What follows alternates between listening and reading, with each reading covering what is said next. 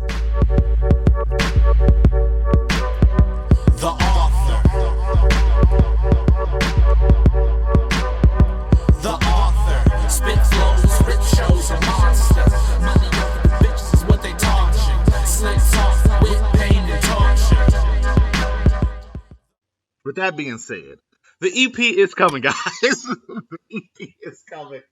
I promise. I promise. I know I'm lacking. I know I'm slacking. I know I'm taking my sweet little time. But well, first thing is I lost my rhyme book. So that's the first thing. Is definitely lost my rhyme book. I don't really know what to do. So I just kind of started over.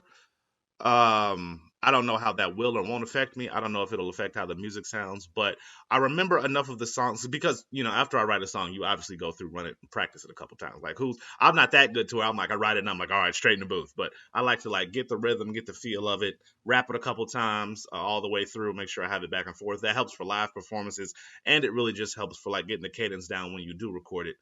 And I liked some of them, but I had enough of the hook in my head to be able to come back to the beats and just write down the beats from memory and then probably change the verses, change a couple inflections, a little inversions, and maybe tweak a couple hooks here and there. So it will be coming pretty soon, guys. I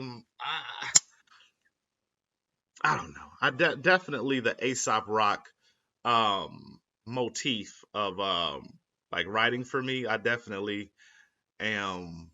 If you're not familiar with Aesop Rock, one of my favorite rappers ever. Got introduced to him back in the early 2000s. I was in high school, met my homie Rocksteady. He's the one who taught me to start rapping. He's the one who showed me how to record myself, how to be independent, how to work over beats and just do stuff by myself. He was my sensei, my Obi-Wan, if you will, my sweet and sour garlic make things better. that's what I meant. Garlic butter salt makes things better.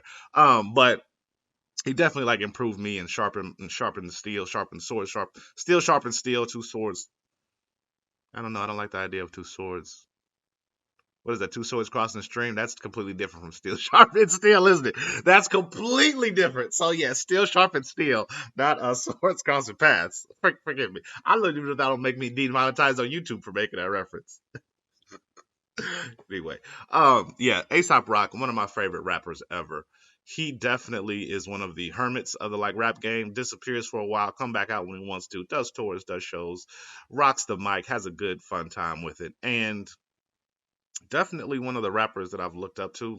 Since I started listening to him, obviously I didn't look up to him back in the day. He was when you first hear Aesop, he's definitely caviar, I want to say, especially early on. Early on, music for Earthworms and Float, Commencement at the Obedience Academy. It's a early Aesop stuff. While was cool to read along to, and some beats were really interesting and really dope, some of that stuff was very, very wordy and hella hard to listen to. You listen to it and you're just I have no idea what this guy's talking about. I don't know what he's trying to say. How ridiculous can you get with rhymes, man? But he's one of those rappers he just kept checking in with him over the years. He drops Float, he dropped Music for Earth. Those were the early ones, but then he drops Labor and Labor Days and Skeleton, and then he starts getting into the Impossible Kid, and it just starts getting into more and more abstract art, but super well thought out and well dope, and he's not as wordy as much as he used to be, really explaining things straighter and clearer, and it really hits the ear beautifully. Still has a couple cryptic messages here and there, but that's the things that I've always loved about underground rap. I've always loved the poeticness in the bars, because rap always gets a hit with it's not real music. It's I remember Family Guy, they were making fun of Kanye West, and they were saying, oh yes, how would Robert Blake feel about today's rap music? And it was cutscene, because that's what Family Guy does. And it's Robert Blake and say, I won't say she's a gold digger, but she ain't messing with no what? And it's okay, we get it. It's not Robert Blake poetry. Robert Frost, I'm sorry. It's not Robert Blake's artist. Robert Frost level poetry. I'm sorry. The man of Maine. I'm so sorry that we couldn't get on his level of Autumn Falls. Get out of here, dude. It's just music. It just is what it is. But Aesop Rock, LP on a lot of songs, especially early on when he was solo, super cryptic messages, and I just love the way that they wrote their lyrics down. I love the way that they had certain rhyme schemes. It's just beautiful. Like that's the only way that I can think of. I'm gonna look up some Aesop Rock lyrics real quick just to illustrate how much like I really like his music. This is from his new song Kodokushi. Kodokushi is the style of someone being so lonely that they die, um, which is in itself like pretty dope. Kodokushi definition is a lonely death refers to a phenomenon of people dying alone and remaining undiscovered for a long period of time. And that really just goes along with the Aesop Rock model. Like he's definitely a hermit like myself. Definitely doesn't like to be out amongst a whole bunch of people. Definitely in his lyrics, he definitely like pervades that message. But anyway, I'm gonna rap a couple bars of his song, and it's so interesting, so intricate. I might describe the words, but just to give you a just to give you an explanation of like how abstract I love bars, how cryptic I love lyrics, and how dope that I think this guy is. This song is called, as I said, Kodokushi. I told you what the meaning of the word is.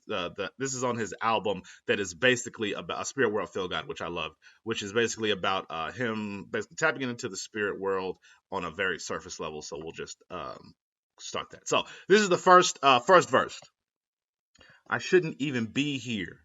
Mum's the word. I burn down the house. I gum up the works. I'm the wrong vibration to summon earth. When the cuffs break, better make enough of the cure. I go proto-human. I'm so unruly. Architect of my Kodo Kushi.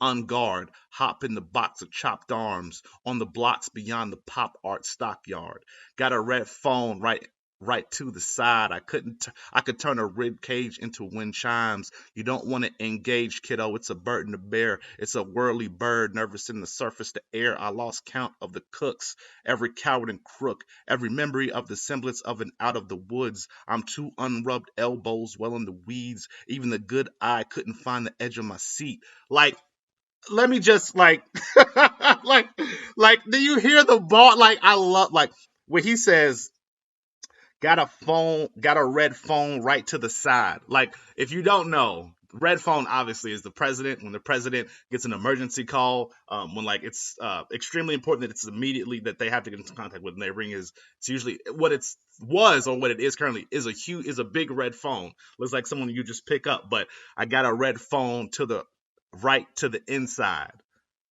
I turn a rib cage into wind chimes. Like it's just so random. Like it's just very abstract, very crazy.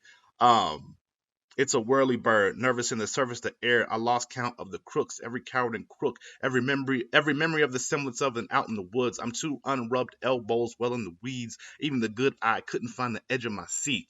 Man, can we? I'll just stop there. I just. I just really enjoy his lyrics, man. Those weren't nearly as abstract. Like I said, that's from way more of a recent project that he's been working on that I really enjoy. It's just abstract lyrics, abstract references. You definitely have to be on the inside. Like you have to like be familiar with his lyrics because if you first hear it, you're gonna be like, "What the hell is this guy talking about?"